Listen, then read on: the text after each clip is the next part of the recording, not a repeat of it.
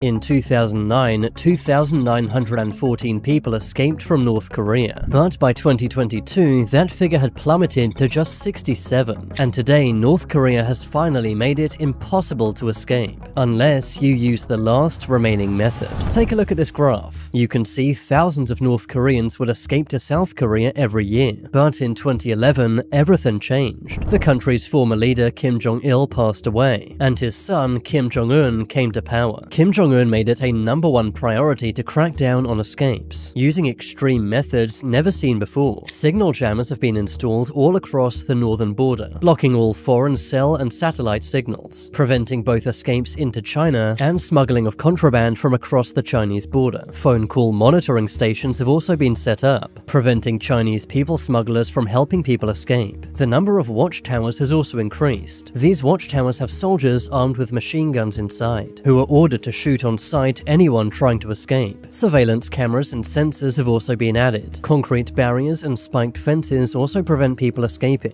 Motion detecting floodlights have also been installed, preventing people escaping in the dark of night. Most of the border now has electric fences, and controversially, landmines, which breaks international law. Fake defectors also hang around near the border. These guys are North Korean agents posing as escapees. Some lure people escaping into fake safe houses before handing them back to North Korean authorities. North Korea has also made deals with neighboring countries, ensuring any escapees are sent back, such as their deal with Russia signed in 2014, which meant Russia would begin deporting any North Koreans they caught in the country. North Korea signed a similar deal with China not long after. All of these new techniques have already cost North Korean lives. In 2023 alone, 6 people lost their lives to mines. Others have been shot while trying to cross, while others have passed away in the harsh mountains bordering North Korea and China. One North Korean man named Zhu made it over to China, but he was soon arrested by Chinese police. To avoid deportation back to North Korea, he escaped the Chinese prison he was being held in, only to be found and arrested yet again. Zhu was later sent back to North Korea, where it's believed he was executed. His entire family was sent to prison too. North Korea has a system named Jeonjwa-jae, meaning family punishment. If one person escapes, their entire family are punished, leading to babies and elderly people being sentenced to prison camps. This discourages people escaping, as even if they're willing to risk their own lives, they may not want to risk the lives of their family. North Korea now also have guards for their border guards. People wanting to escape used to bribe the guards. As North Korea is a poor country, this was a good way for the guards to make money. But North Korea now have people from different departments watching over the guards. Guards are also rewarded for telling on each other. This means none of the guards trust each other, resulting in them being too scared to accept bribes. North Korea has also banned nighttime train and car traffic near the border, and are now even using drones above the border. But despite all of these challenges, North Koreans are still trying to escape. A single escape can take months or years to plan. People walk around near the border, pretending to gather medicinal plants, but secretly they memorize the locations of mines. All of this may sound bad, but in 2020 things got even worse. COVID-19 broke out in China,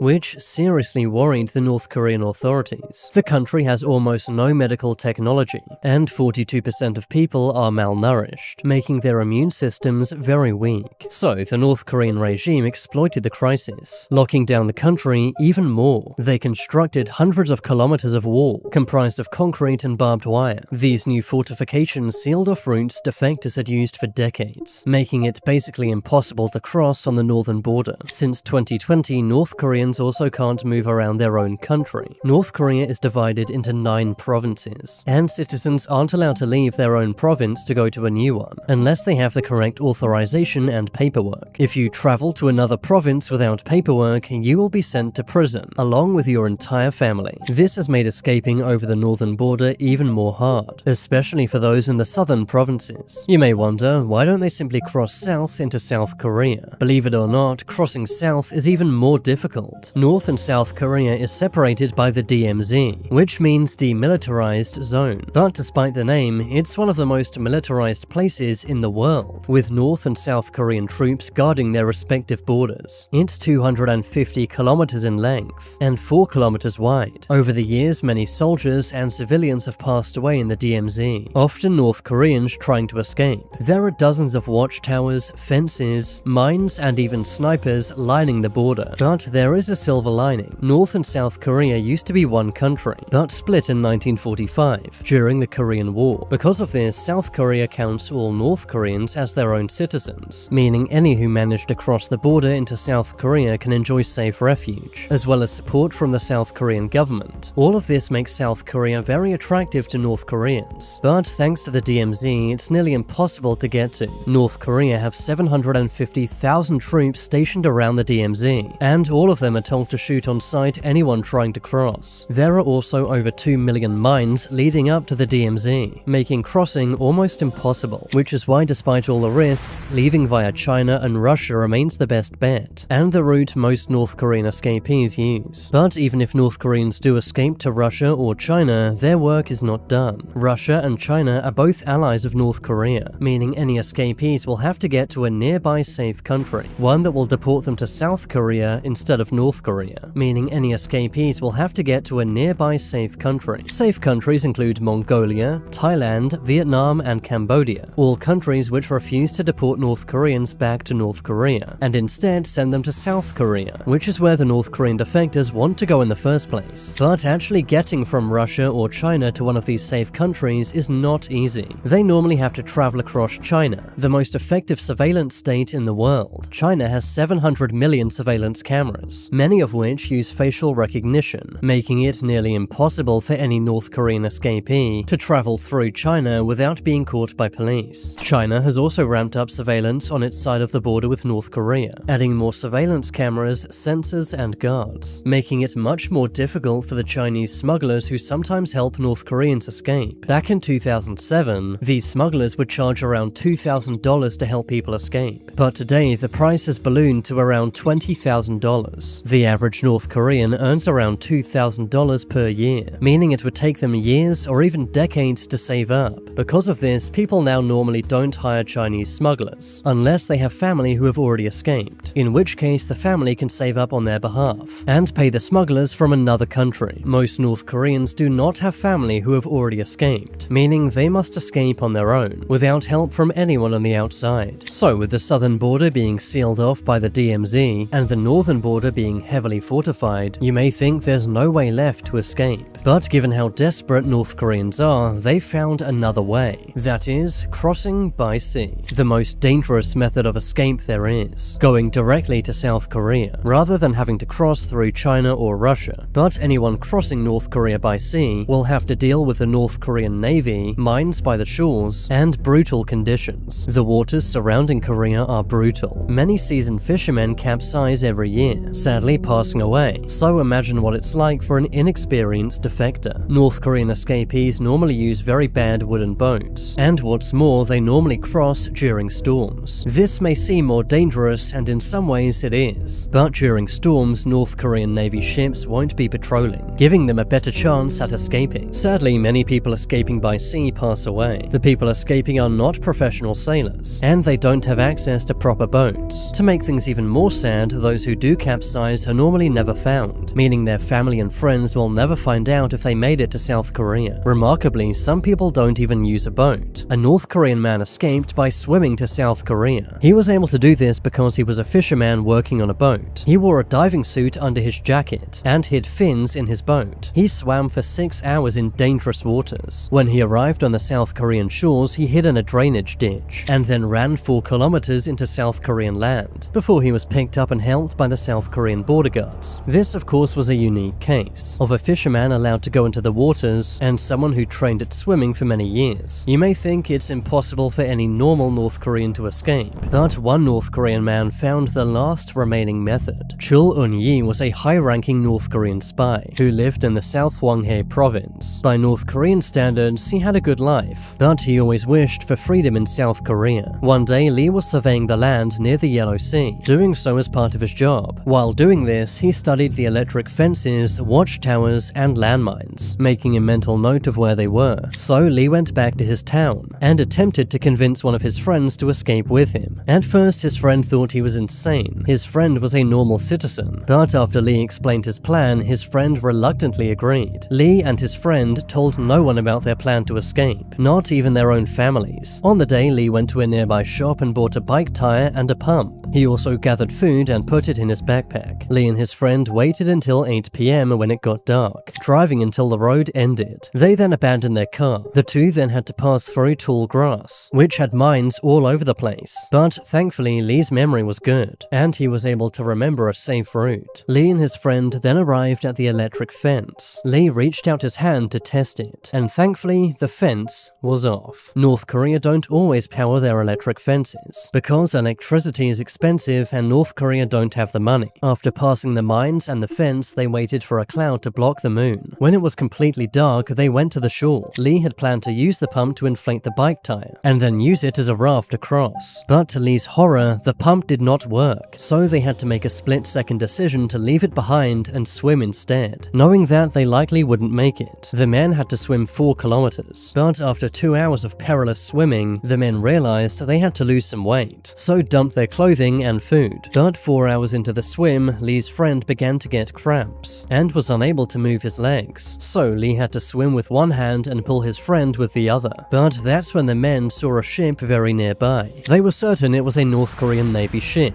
Desperate to get away, the two men saw a tiny island, so they swam as fast as they could to the island. The men hid on the tiny island and waited for the boat to go away. Thankfully, on the island, there was some wood and styrofoam that had washed up on the shore, so overnight the men built a raft using these materials, and in the morning set off in their raft. But when the men were near the South Korean border, they saw another boat. At first, their hearts sank, until they realized it was a South Korean Navy ship. The South Korean soldiers told the men they'd been tracking them for hours. Lee and his friend were taken on the boat to South Korea, and were questioned to make sure they weren't spies. Today, Chul Lee and his friend live happily in South Korea, after using the last remaining method of escape. But sadly, there are still 26 million people in North Korea, unable to leave without risking their freedom and lives. It's safe to say North Korea has basically made it impossible to escape, but people like Chul Lee prove it is still possible, if you have luck and lots of bravery. It's so sad to think this is happening now in our lifetimes. So spare a thought for those still stuck in North Korea who haven't yet escaped. If you made it this far, leave a like and subscribe, and watch this video next.